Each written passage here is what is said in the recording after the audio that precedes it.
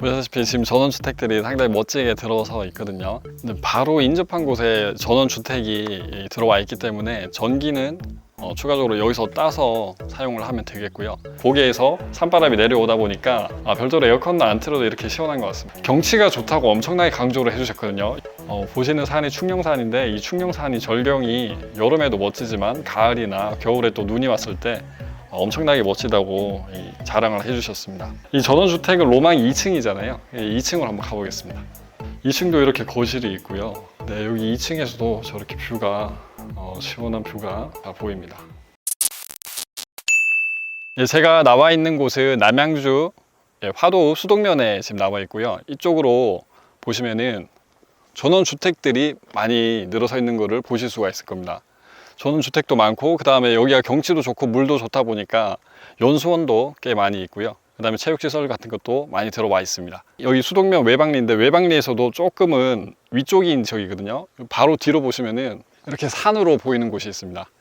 이게 산은 아니고요. 이게 고개인데 고개 바로 밑에 위치해 있고 바로 산에 인접해 있다 보니까 공기도 상당히 좋고 그 다음에 경치도 보시는 대로 여기 바로 앞에 보시는 충령산까지 보이니까 상당히 선호도가 높을 수 있는 그런 지역입니다. 여기는 뭐 펜션을 지어도 되시겠고 전원주택을 지으셔도 되시겠고요. 뭐 전원주택이든지 펜션이든지 어떻게든 개발을 하면은 가치가 좋아질 수 있는 그런 땅인데 이 땅을 행꿈사 회원님께서 낙찰을 받으셨습니다. 그리고 이 땅이 보통 땅이 아니거든요. 특수물건입니다. 법적인 권리가 복잡한 특수물건은 낙찰받기가 쉽지 않은데 저희 행꿈사의 자랑이 특수물건 전문이죠. 선순위 가등기가 설정된 토지를 낙찰을 받으셔가지고 최근에 정 변호사님께서 그 가등기를 해결을 해주셨습니다. 행꿈사 회원님께서 지금 낙찰을 받으셔가지고 바로 뭐 개발을 하시든지 아니면 이대로 바로 매도도 가능하시거든요. 지금 토지를 같이 한번 둘러보겠습니다. 여기가 토지가 한 1000평이 넘어가고요. 한 1100평이 넘어가는 그런 토지입니다. 이 인근에 보셨다시피 주변에 건물들도 있고 그 다음에 아직 논밭인 상태인 곳도 있는데 여기가 자연경관이 되게 좋다 보니까 보전관리지역도 있고요. 그 다음에 일부는 계획관리구역이기도 합니다. 지금 보시는 이 행꿈사 회원님께서 낙찰받으신 토지는 계획관리구역이거든요. 이 계획관리구역 안에서도 일부 보존관리지역이 있을 수 있으니까 그거를 체크를 좀 해주셔야 되는데 다행히 이 1100평이 넘는 토지에서 보존관리지역은 한 5% 정도 되고요. 95%는 활용이 가능한 계획관리구역입니다. 그래서 건폐율을 보시면 건폐율은 뭐 거의 40%에 이르고 그 다음에 용적률도 100%에 이르니까 단독주택, 2층짜리 단독주택 정도는 충분히 건축이 가능하겠습니다. 그리고 좀 토지를 나눠 가지고 분양을 하실 수도 있겠고요. 그리고 지금 낙찰 받으실 때 그냥 완전 임야 상태를 받으신 게 아니라 일부 토목공사가 된 상태로 낙찰을 받으셨거든요. 여기 보시면 최근에 비가 많이 와가지고 물이 많이 흘러내리고 있죠. 예. 물이 흘러내리고 있으니까 이것들이 그냥 방치를 하면은 집을 지어놓으면 그냥 휩쓸고 갈 수도 있잖아요. 예, 빗물이 지나가는 길을 만들어 가지고 빗물이 흘러내리는 모습을 보실 수가 있고요. 새롭게 공사를 이제 할 거니까 차가 지나갈 수 있어야 되잖아요. 이 차가 지나갈 수 있는 길도 넓게 다 공사를 마무리해 놓은 상태입니다. 이 맨홀 뚜껑을 보시면은 빗물이 내려가는 길이 있는지 체크를 할 수가 있는데 여기 맨홀 위에 우수라고 이렇게 써 있네요. 이 소리가 들리실지 모르겠는데 이렇게 물이 흘러가는 소리가 들립니다. 근데 전체 토지가 아직 공사가 완료된 것 같지는 않은데 이 바깥쪽에 이 돌을 이렇게 쌓아뒀습니다. 그래서 이 안쪽은 다 평지로 메꿔질 예정으로 보입니다. 그리고 지금 옆에 보시면은 컨테이너가 있죠. 이 컨테이너가 보통 공사를 하신 분들이 공사 대금을 받지 못했다고 하면 컨테이너를 설치를 해두고 유치권을 행사하시기 위해서 이렇게 컨테이너를 두는 경우들이 있는데 이 물건도 유치권이 있었거든요. 유치권도 신고가 돼 있고 그 다음에 선순위 가등기도 설정이 된 복잡한 물건이었습니다. 이렇게 멋진 물건이지만 활용 가치가 있는 멋진 물건이지만 법적인 하자 때문에 반의 반값으로 떨어졌거든요. 그거를 행꿈사 회원님께서 낙찰을 받으셨고 법적인 문제들을 싹 다 해결하고 이제 매도도 될 수 있고 그 다음에 새롭게 개발도 할 수 있는 상태가 된 겁니다. 보시다시피 지금 전원주택들이 상당히 멋지게 들어서 있거든요. 다만 아쉬운 거는 향이 북쪽 향이라서 햇빛을 바로 남쪽으로 받지는 못하는데 뒤쪽에 햇빛이 좀 잘 비치니까 그래도 남쪽으로 후면으로 짓는다고 해도 햇빛은 잘 들어오겠습니다. 근데 바로 인접한 곳에 전원주택이 들어와 있기 때문에 전기는 추가적으로 여기서 따서 사용을 하면 되겠고요. 그 다음에 도시가스는 아쉽게도 들어오지는 못합니다. 이 주변에도 다 LPG를 사용하고 있는 상태입니다. 예, 선생님 안녕하십니까? 혹시 실례가 안 된다면 물건 내부를 좀 한번 구경을 부탁드려도 될까요? 예, 집을 너무 멋지게 지으셔가지고 저희도 지으면 한번 좀 부탁드려도 될까요? 아, 예, 감사합니다. 지금 에어컨을 안 틀어두셨거든요. 에어컨을 틀지 않아도 상당히 시원합니다. 여기 보기에서 산바람이 내려오다 보니까 별도로 에어컨도 안 틀어도 이렇게 시원한 것 같습니다. 경치가 좋다고 엄청나게 강조를 해주셨거든요. 여기가 거실인데 거실에서 경치가 어떤지 한번 보겠습니다. 보시는 산이 충령산인데 이 충령산이 절경이 여름에도 멋지지만 가을이나 겨울에 또 눈이 왔을 때 엄청나게 멋지다고 자랑을 해주셨습니다. 이 전원주택은 로망 2층이잖아요. 2층으로 한번 가보겠습니다. 2층도 이렇게 거실이 있고요. 네, 여기 2층에서도 저렇게 뷰가 시원한 뷰가 잘 보입니다. 네, 여기서는 뭘 책을 봐도 그렇고 운동을 해도 그렇고 정말 다 즐겁게 할 수 있을 것 같습니다. 집 내부는 이렇게 멋지게 지어 놓으시면 살기는 정말 좋으실 것 같고요. 선생님 집 구경 정말 잘했습니다. 잘했어? 이거 혹시나 거주하시면서 뭐 좀 좋으셨던 점이나 불편하셨던 점 좀 있으신가요? 2층은 진짜 장마철에 예. 약간 좀 습기가 있어, 아래층에. 근데 뭐 그 정도는 뭐 경매에 들어갔다가 네, 누구한테 맞습니다. 넘어갔었어. 그렇게 나오면 이거 1,100평이냐? 예, 1,100평 정도. 거기다 치면 전망은 참 좋을 거야. 전망이 좋겠네요. 전망 때문에 많이들 오더라고. 그러고 많이 와서는 우리 집을 또 많이 봐. 이 쉬시는데 이거 보여주셔서 정말 감사합니다. 아니. 여기 실제로 입주하셔서 지내고 계신 주민분들께서도 정말 100% 이상 만족하시는 그런 지역이고요. 만약에 여기에다가 물건을 짓기만 한다면은 뭐 개발하시는 분들이란지 아니면 개발이 된 상태더라도 여기를 찾는 분들은 정말 많으실 것 같습니다. 이렇게 귀한 땅을 어떻게 법적인 문제를 해결하셨는지 정 변호사님께 직접 한번 말씀을 들어보겠습니다. 네, 안녕하세요. 행꿈사의 빌런입니다. 네, 안녕하세요. 정충진 변호사입니다. 네, 오늘은 오랜만에 정 변호사님을 여기 행꿈사 채널에 모셨습니다. 최근에 이 주택이 워낙 거래도 안 되고 좀 알만하다 보니까 뭐 토지나 상가 여러 가지 물건들, 다른 물건들을 보시는 분들이 많으시잖아요. 행꿈사 회원님께서 이미 2년 전에 이 토지를 하나 낙찰을 받으신 사례가 있습니다. 그래서 이 물건이 특수 물건이어가지고 정 변호사님께 그 과정을, 물건을 해결하는 과정을 직접 한번 말씀을 좀 부탁을 드려보겠습니다. 먼저 물건을 보시면은 이게 경기도 남양주시 수동면이라는 곳에 있고요. 네, 감정가가 지금 6억 7,200만 원 정도 되는데 네, 낙찰가가 1억 7,400만 원 정도입니다. 예, 어떻게 이렇게 저렴하게 낙찰이 될 수 있었는지 말씀 한번 좀 부탁드리겠습니다. 네, 감정가의 지금 26%네요. 네. 이게 뭐 가치가 이렇게 높지 않은 것들이 이렇게 낮게 낙찰되면 큰 의미는 없는 거지 않습니까? 네. 먼저 가치를 먼저 살펴볼 필요가 있을 것 같은데 먼저 가치를 한번 볼까요? 네. 예, 이게 지금 임야인 것 같은데 석축을 다 쌓아놓고 나름대로 임야를 대지화시킨 평탄화 작업이 이루어진 것 같습니다. 그렇죠? 네. 예, 지금 이 공사의 흔적들도 있고, 전원주택 단지들이 몰려 있는 그런 곳에 있는 임야를 대지화시킨 곳. 유치권자가 유치권 점유 중이라고 또 이렇게 뭐 표시도 돼 있고 이러네요. 이게 보시면 여기에 이제 연수원도 있고 근처에 펜션도 있고 그렇죠? 예, 그러니까 이거 펜션 용도로 활용할 수도 있는 괜찮은 땅 같습니다. 여기 마성역입니다. 마성역은 뭘로 유명하죠? GTX B가 들어온다고. 그렇죠. 예, GTX B 노선이 들어오게 되면 지금은 굉장히 외져 있는 것처럼 보이지만 여기서 GTX 타고 뭐 서울 들어가는데 20-30분밖에 안 걸리고 이렇게 되면 여기도 되게 가치가 좀 높아지겠죠. 네. 그러니까 입지도 나쁘지 않고 나름대로 이제 뭐 주 4일째 근무니 뭐니 해가지고 전원주택의 붐이 다시 한번 일어나게 되면 전원주택 부지로서 나쁘지는 않아 보여요.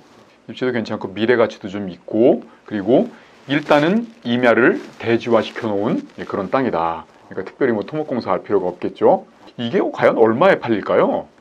그걸 그냥 저희가 현장 조사를 나중에 이제 해볼 필요가 있겠습니다만 대략적으로 보면 이렇게 이제 사이트상으로 보면은 남양시 수동면 외방리에 면적 346평짜리 전원주택 부지가 4억 1,500만 원이다.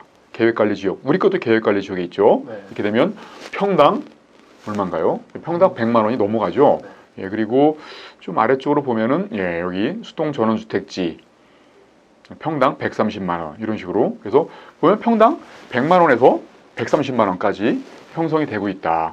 아까 우리 토지 평이 몇 평이었죠? 1000평이 넘어갑니다. 1132평입니다. 예. 이러니까 거의 뭐 최소한 10억 이상은 가지 않겠나요? 대략적으로 봤을 때. 예. 그런 것들을 1억 7,398만 원에 받았다. 예. 그리고 우리가 이제 막 그 개발 허가를 받고 이게 뭐 토목공사도 하고 이래야 되는 것이 아니라 이미 대지화된 전원주택 부지로서 팔 수 있는 그런 땅이다. 보통 전원주택 부지는 몇 평 정도씩 되나요? 보통 전원주택 지을 때? 300평 정도. 그렇죠. 300평이면은 마당 넓게 아주 2층짜리 근사하게 질 수 있을 거지 않습니까? 네. 그러면은 이게 1100평이니까 네 필지로 정도로 나눌 수 있겠죠? 네. 예. 그 쪽에서 팔면 좀 더 비싸게 팔 수 있지 않을까요? 예, 그런데 문제는 이제 이게 선순위 가등기가 있는데 이 가등기를 해결을 해야 될 거지 않습니까? 네. 예, 이 우리 행금사는 또 특수물건 전문이지 않습니까? 이렇게 이제 법적으로 복잡한 물건들을 정리해가지고 아주 헐값에 사서 큰 수익을 내는 거, 이게 이제 행금사의 자랑인데, 제 강의를 듣던 이제 수강생 분들이 이 물건이 추천되자마자 예, 선점을 해가지고 입찰을 한 것이죠. 그런데 중요한 부분들은 이 수강생 분들이 이 가등기가 해결할 수 있을 것인가 없을 것인가는 뭐 사건 내막도 캐봐야 되고 관련자 탐문을 통해서 예, 그리고 뭐 증거도 수집해야 되고 여러 가지 절차를 거쳐야 되는데 그런 것들을 하나도 하지 않았다는 거예요. 이거 대뜸 들어가시겠다고 하고 예, 그러시길래 저희가 등기부등본 살짝 봤더니 좀 의심스럽다 싶어서 그럼 들어가셔라 이렇게 진행이 된 거거든요. 근데 이게 가능할 수 있었던 이유는 뭘까요? 소송에서 지게 되면 아까 말씀드린 것처럼 네. 원금을 손실을 보게 되지 않습니까? 네. 예. 특수물건 같은 경우는 아무리 현란하게 수익률이 높다 하더라도 원금 손실의 리스크를 관리하지 못하면 그럼 뭐 아니면 도박 같은 거지 않습니까? 저희 행금사에서는 절대 그렇게 하지 않죠. 그렇죠. 항상 단 1%의 리스크도 없이 다 통제를 한 상태에서 입찰을 하기 때문에 이 물건도 리스크 통제 방법이 따로 있단 말입니다. 그러니까 그 방법을 믿고 비록 조사가 안 돼 있다 하더라도 열린해서 소송을 잘 이겨주겠지라는 신뢰로 입찰을 했던 거죠. 예. 그러면 이게 지금 말씀하신 대로 가장 문제가 되는 게 이 가등기인데 그렇죠. 가등기가 좀 낯선 분들도 좀 많으실 것 같습니다. 예. 선수리 가등기가 뭐죠? 매매를 하거나 이렇게 경매로 낙찰을 받고 나서도 예. 가등기권자가 본등기를 격려를 하면은 소유권을 상실할 수 있다. 이렇게 그렇죠. 알고 있습니다. 가등기의 가짜가 임시 가짜거든요. 네. 그러니까 임시로 해놓은 이 가등기에게서 나중에 본래의 등기, 본등기를 치게 되면은 소유권을 뺏긴다. 이렇게 되면 아무리 헐값에 받아도 수익이 안 나지 않습니까? 오히려 뭐 돈을 잃어버릴 수 있는 거니까 그런 리스크들을 통제하면서 안전하게 수익을 낼 수 있는 방법이 있다는 거죠.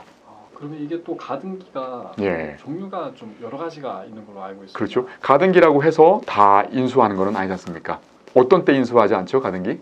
이 가등기가 이제 채권으로 담보 가등기를 만약에 설정해둔 경우에는 예. 경매 절차에서 예. 담보 가등기는 인수를 하지 않는 걸로 알고 있습니다. 그렇죠.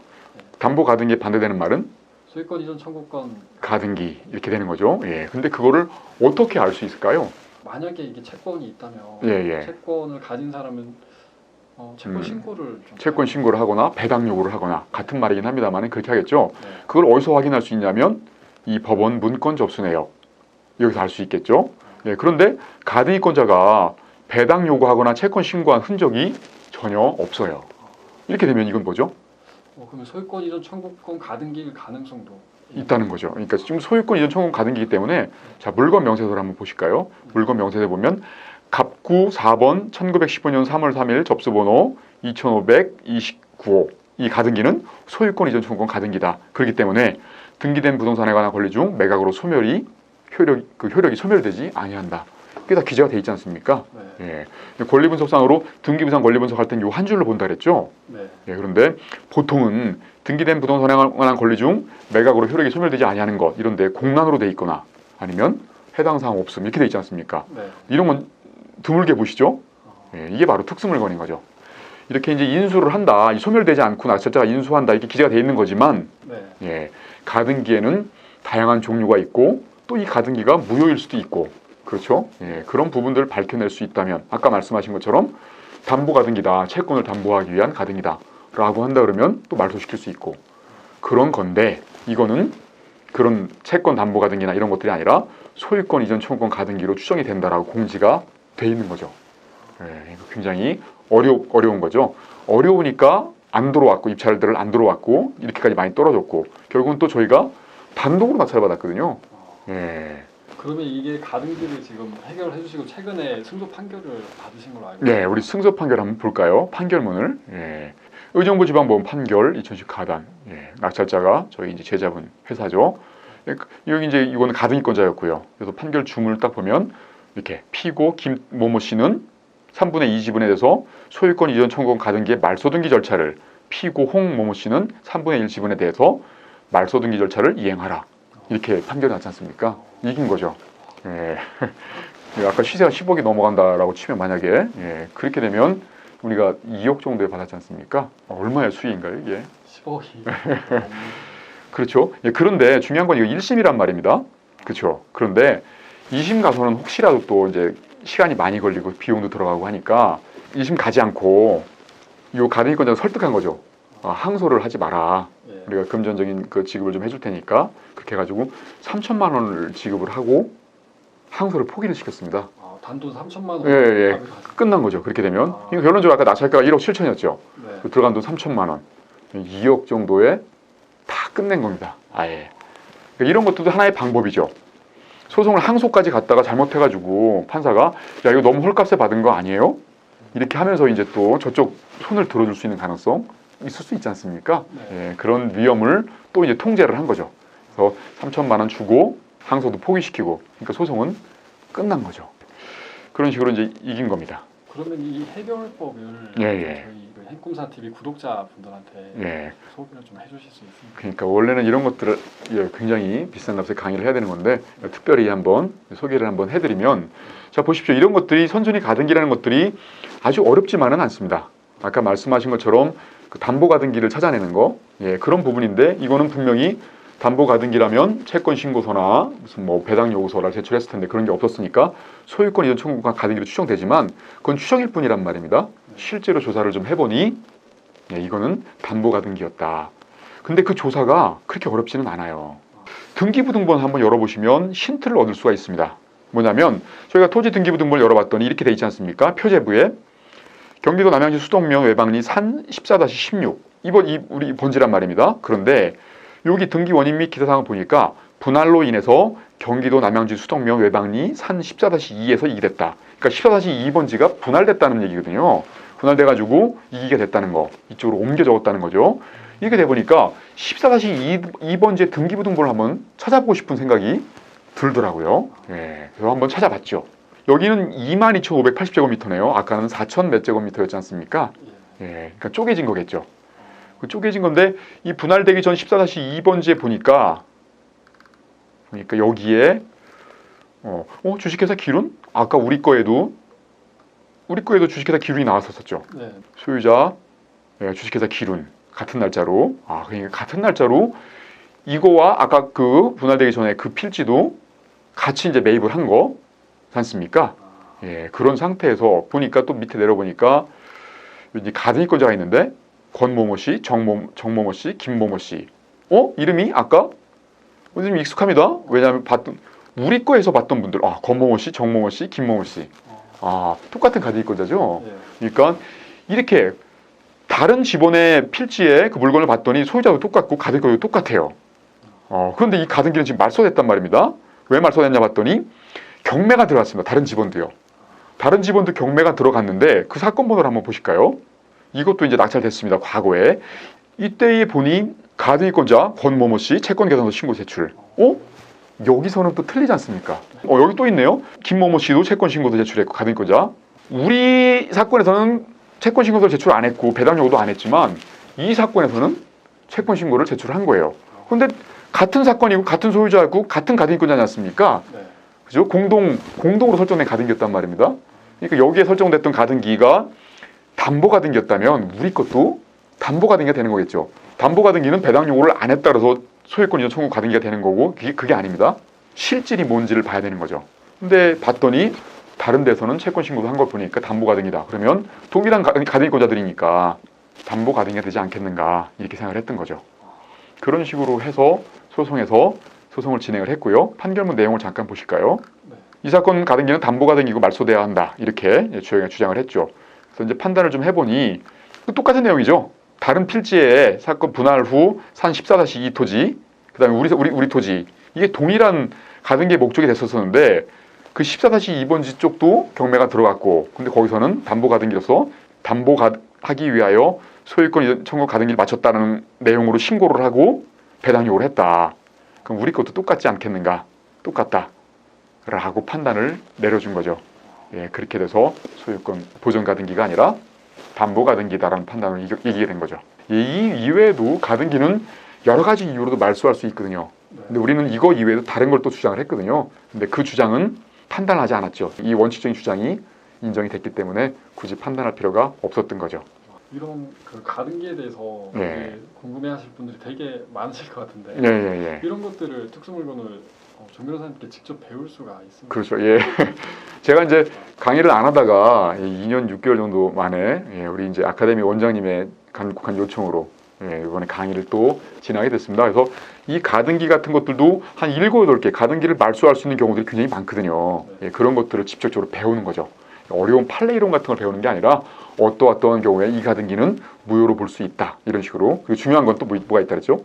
아까 원금 손실에 리스크를 통제할 수 있어요. 예, 단 1%도 손실 없이 이분들도 아무런 조사도 없이 입찰했다고 했지 않습니까? 네. 그게 뭐 때문이었겠나요? 리스크를 통제를 할 수 있다는 거 그런 거기 때문이었겠죠. 그걸 먼저 배운 다음에 이 현란한 수익 모델을 배우면 안전하게 고수익을 낼 수가 있겠죠.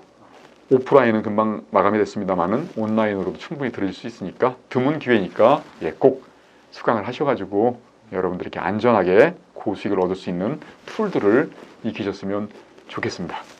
이제 또 특수 물건을 이렇게 한번 보셨으니까 기대를 많이 하시는 분들도 있을 텐데 뭐 특수 물건 이제 접근할 때는 말씀하신 대로 리스크 통제가 일단 가장 중요하겠습니다. 네, 그 방법을 배우고 싶으시면 제 강의를 2년 반 만에 진행하는 제 강의를 들으시면 결코 후회가 없으실 겁니다. 네. 오늘 이 행꿈사 TV에 정 변호사님께서 직접 출연해 주셔가지고 그 특수 물건에 대한 해결법을 정말 구체적으로 판례까지 들어가지고 소개를 해주셨습니다. 이 사례를 잘 활용해가지고 회원님들께서도 공부도 한번 해보시고 수익도 내는 걸로 연결을 한번 해보셨으면 좋겠습니다. 정 변호사님 오늘 많이 바쁘신데 잘 오셔가지고 좋은 내용 소개해 주셔서 고맙습니다. 네, 감사합니다. 다음 시간에도 찾아뵙겠습니다. 감사합니다.